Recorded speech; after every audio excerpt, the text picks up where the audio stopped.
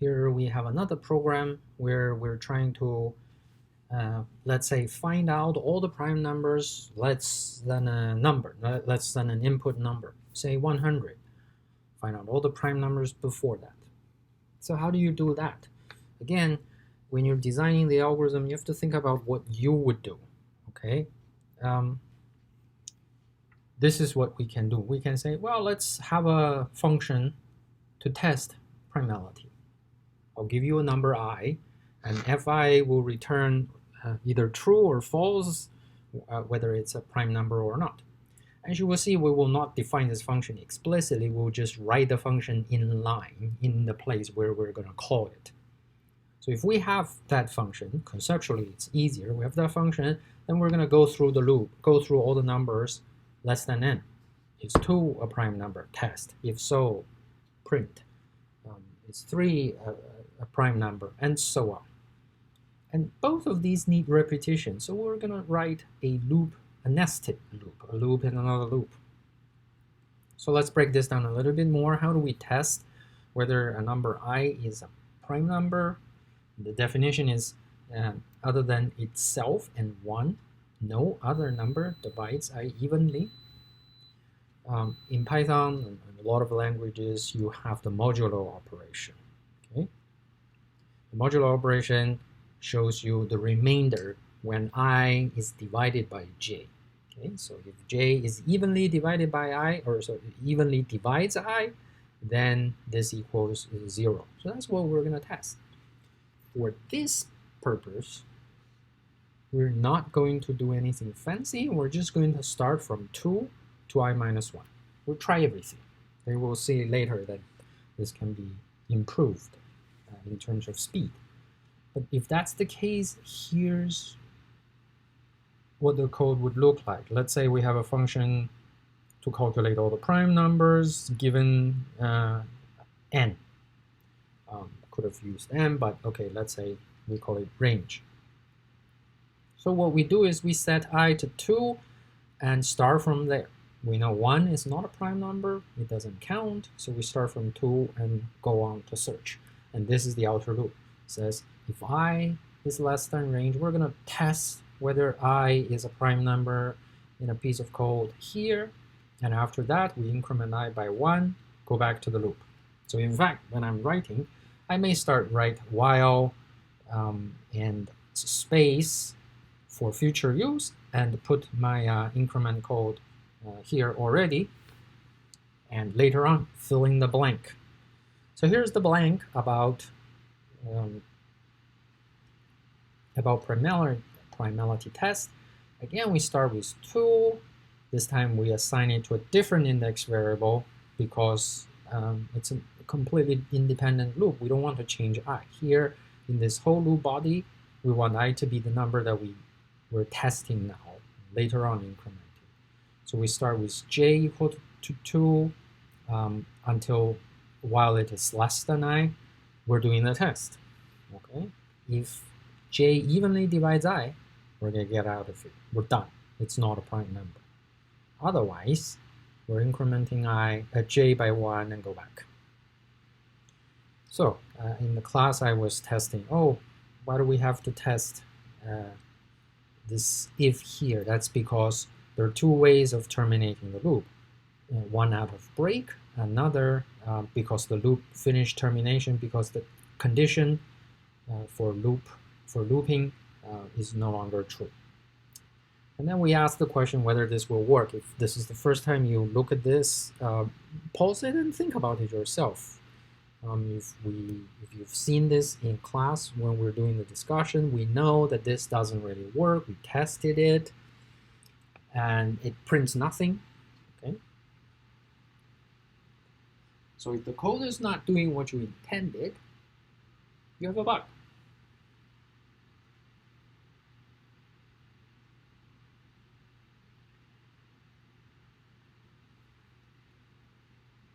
The thing that I'm showing over here is presumably the first actual case of a bug found in the hardware, and that's presumably where we got the name of a bug in a program. So this is where you can use a debugger.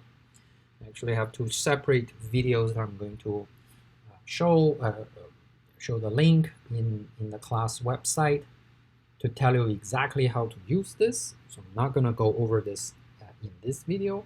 One uses the command line Python with the PDB module, the Python debugger module. Another is the integrated debugger from IDLE. Both of them work fine. One is perhaps more convenient to use, but the idea is the same. And in this particular case, we see that in both paths, if we broke from this, J would evenly divide I. If we broke from continuing executing while loop and finish the loop, J will become I. So in either case, J would be equal I. And in fact, if you had a statement of if before, you have the statement of print before the if statement over here to print just I. Run it. You will see that J is always the same as I, and you can already find out that something is wrong. Okay?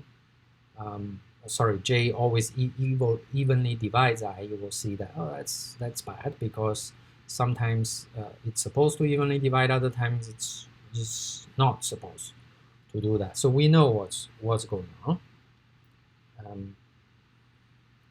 So if we change the test to be is J equal I, then only for prime number would we come to this statement with J being I. Otherwise, we would broke earlier and J is not equal to I. So that's one fix. I mean, there are multiple different fixes we could have printed over here.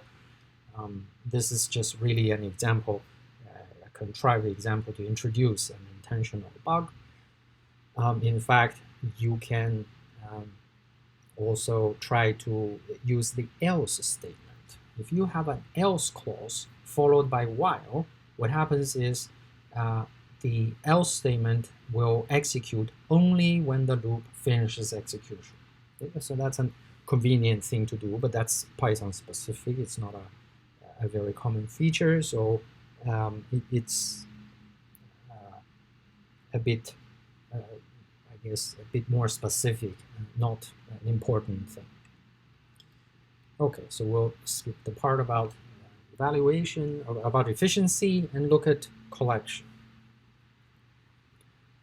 If you have a loop and only produce, say, a single result, like the Gaussian summation, you don't really need a data structure to catch all the data. But most of the time when you write a loop, you're dealing with a collection of data, not just one.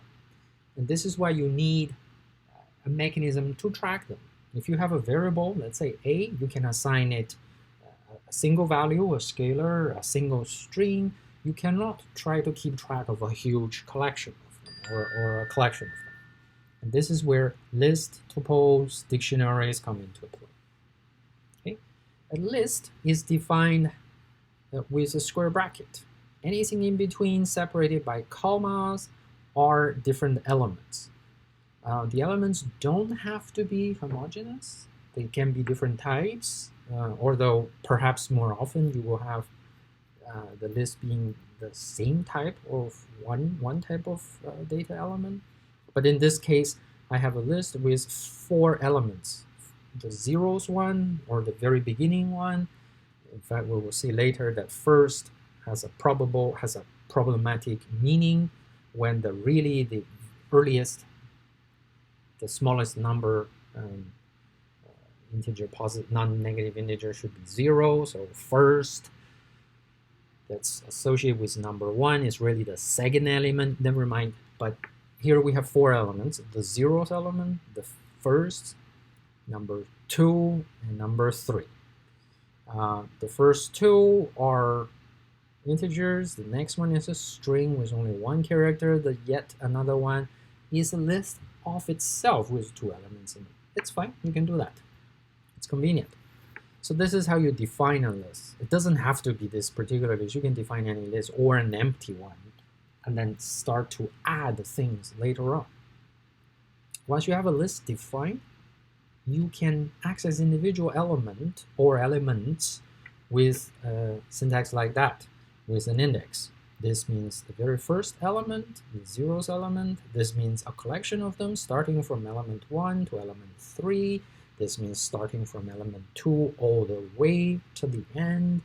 Here we have counting backwards. -1 would be the last element, so -2 would be the penultimate element. You can have loop to say for every element in L, do this, which means scan through list L, assign each element to X, and do the following statement on X. And there are many other functions that you can play with. It's very powerful. How many elements do I have? So that's length.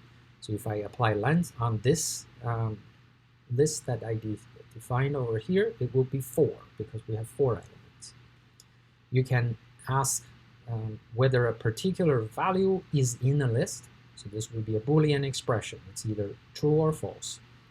You can add to the end of a list by this statement. Okay, so if you, let's say, append 5 to my list, so my list dot append 5, then one more element would appear here. You can remove an element if it exists. If the parameter here exists in the list, that will be removed. If multiple of them exist, I believe multiple of them will be removed, but that's so this is just built-in functions you can do. You can actually concatenate, get 2 lists, combine them. This would return a new list that is longer. You can repeat the same list multiple times. Many things you can do. You can go nuts on this.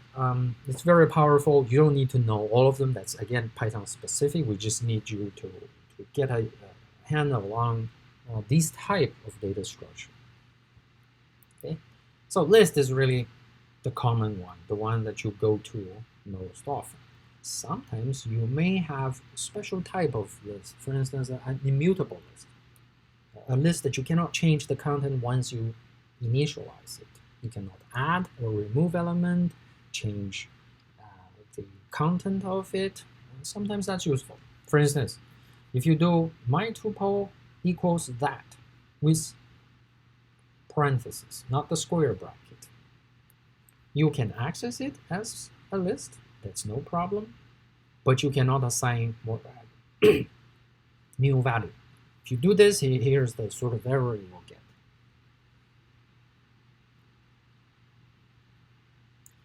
Finally, dictionary is different from tuple or list in that a list is indexed by number, by the position, the zeros element for element 1 and so on. Sometimes you don't want to remember that. Remember, in function call, we have named parameters. It's sort of that analogy. How about we give each one a name and we can refer to the element by their name? That's perhaps more memorable.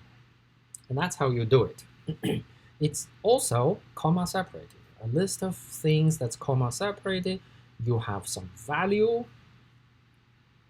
but also a name, okay, which we call the key. So in this example, both key and values are strings. It doesn't have to be that way. It's just it's a very common way of using dictionary.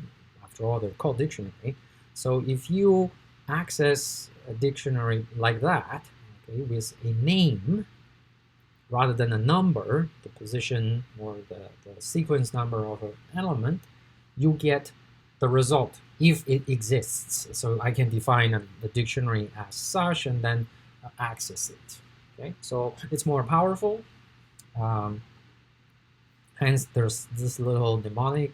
The simplest, you can't even change. That's the smoothest of the 3.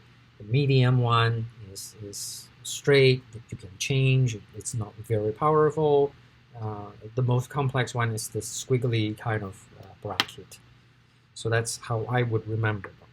Okay? So with this we can write, let's say, a very silly database program. What can you tell about president? And you can use structures such as, oh, is this element in my list? If so, I can tell you something important or interesting about a president. We can use print to print it out and ask you something. So let's look at an example. Suppose I have a list. Now I give you a bunch of presidents, and then I say, okay, which president do you want to know more about? Okay? And whatever you typed gets assigned to name entered. And then I can do something like that. If this is in my list, then I say, oh yeah, I know something about him. Otherwise, I can say, I don't know anything. Tell me something about that. So we can already run this. Of course, this would be very uninteresting. You typed anything that correspond to these names, you get a response that says, I know something about, say, George W. Bush. Otherwise, if you type a different name, even the name Clinton, let's say, it wouldn't be in the list because I don't have an element with the string Clinton as Bill Clinton, but that's not the same as a string that is just Clinton. So if you type Clinton, this little stupid program will just say, tell me something about space Clinton. Okay? So you can do that. But of course, we didn't really do anything like it. So we expand this. Let's say I use a dictionary. For Barack Obama, we have something about it. For Bush and Clinton, we can, write something about it and then do the same thing. And this time, if the name is in the list of president, we can actually simply say list of pres is this as the index, name entered. So let's say you entered Barack Obama, this would be list of pres Barack Obama, which it would be the second part, the value part of the pair. Okay? You can try this with anything you want, and then you can play with it. It's really, you have to go play these things to see how they work. And here we take the same input that you get. Let's say I don't know anything about you because it's not in my list of president. I can actually say, okay, can you tell me his full name? And can you tell me some fact about it? And we can append an element as such. So let's say you added something for Trump. This would be list of president, Trump equals, let's say, an idiot. When you print this list of president, you will see that in your new dictionary, someone else is being added that reflects this part of the code that you did. So here's another version, just a silly version for you to play with. I mean, you can do anything you want. Of course, this is all computer. This is not tolerant to human communication yet. We didn't do any of that. Okay, so if you type Obama or even Barack Obama with the wrong capitalization, let's say with an extra space after it, too bad. That string is not the same as this string.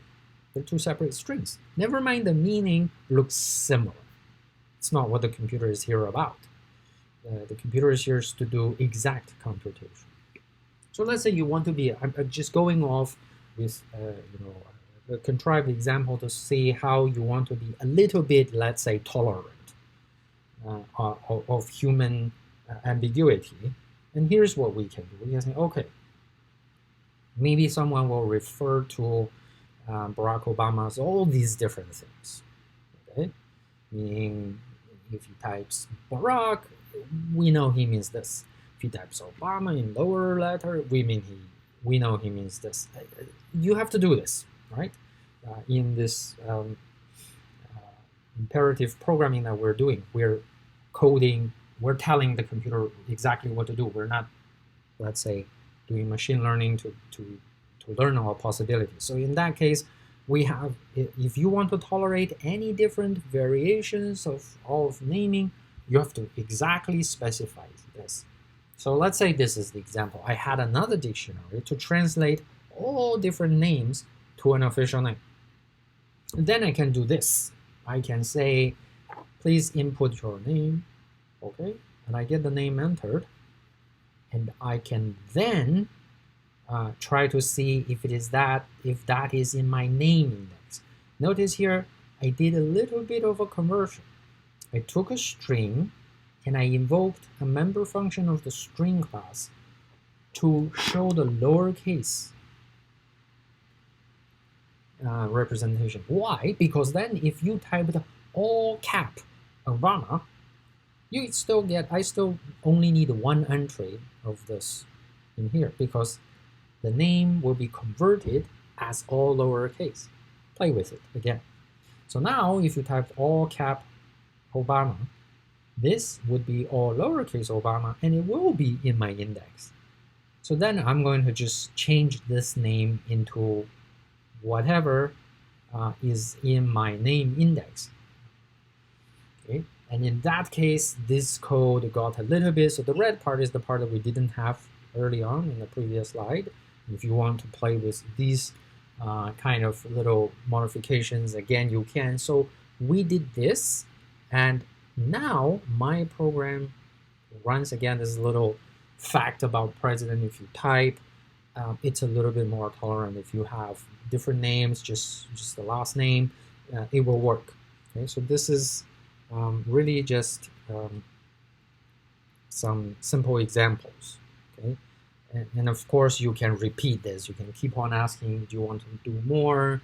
And if not, finish it. So that's a perfect place to introduce two more flow control statement that we didn't do last time. Okay, and that is continue and pass. Okay, so continue is different from break. Break says if you do break, that means okay, I'm done. Finish the loop. Okay, that is often necessary if I have a while true loop, an infinite loop, because I don't know when to end. I'm just saying keep on doing this. If there's some condition that's met, finish, terminate the loop. So that's break. When you execute break, it's usually in an if statement. Only in certain cases break.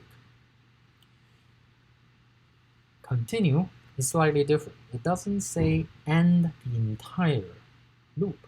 It ends the current iteration. It goes back to the beginning of the loop to execute the next iteration. So that's continue. Pass means do nothing. Okay. Sometimes you may wonder, why do I say that? Well, some cases you may have a place where you really just, if something happens, don't do anything else, do something else. That's a perfect place to have pass, to just say do nothing, empty. Okay. Otherwise, if you put an empty space, Python will say, oh, okay. If you say if this empty space, like here, Python would go and look for an indentation of other statement on the next line.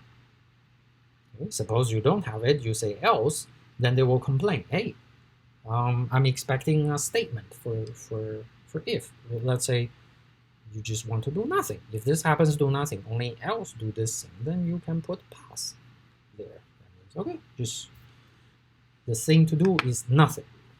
Okay, that tells you. And we talked about condition already. I mean, there are compound conditions. You can use and to join to a condition. If the compound condition is only true when both of them are true, you can have or when either one of them is true. You can invert a condition, not true is false, not false is true, and so on and so forth. There are precedents, so if you don't like precedents, use parentheses, so this will evaluate A equal 10, whether A is equal 10, and invert that. It's probably all straightforward. So you can have conditions as the return value of a function. Let's say I have a test. Let's say I have a my test function. In certain cases, it will return true. Then I can say if that. So this is again another way of getting Boolean result. So in summary, we extended function definition. We looked at this invocation of it. You can have syntax error. We also know that there are semantic errors. Now you have to still to start doing debugging if the program doesn't do what you want. To make the code more interesting, we introduced conditional execution, so your code doesn't always do one thing. It's input dependent. We touched upon something, a little bit about user input. In reality, a program will spend a lot of effort getting what the user wants, especially with a graphics user interface. There will be a lot of code involved to get input from the user. In handling all these errors, I just want you to know of the concept of exception handling, so it doesn't come as a surprise later on when you study more advanced coding. We talked about loops. There are all kinds of loops, but we started with the very simple while loop in this week. There are for loops too, and it's usually something that you do when visiting a collection of data. And we visited these collection data structure: list, tuple, dictionary, really variations of the foundational list. And there are a couple of new control flow statements, continue and pass, that are different from break. And that's what we covered this week.